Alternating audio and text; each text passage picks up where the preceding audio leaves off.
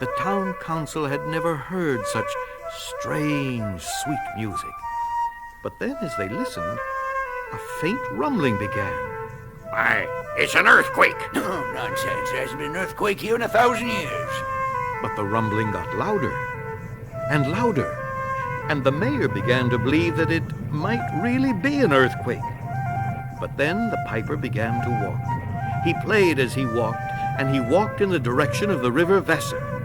And then it happened.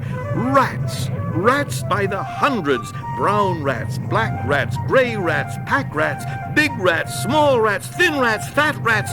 Rats by the thousands. Mother and father rats, young rats, old rats, whole families of rats. They came up from the sewers and down from the attics. They came out of the doorways and into the streets. A tidal wave, a tornado, a hurricane of rats. It's impossible. It's wonderful. The piper played on.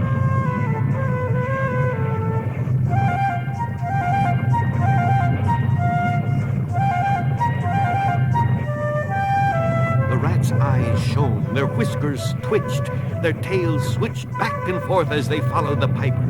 The piper played on.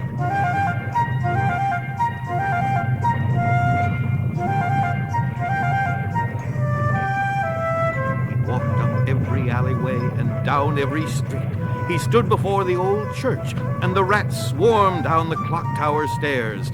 He stood before the bakery, the winery, the meat market, and the fruit market, and they left everything to reach him. They followed him as if their lives depended on it. Now the piper had gone through the whole town of Hamelin, and he led the rats on a crusade.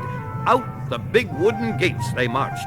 The piper stood on a rock by the river, and as he played, the rats marched by and jumped right in.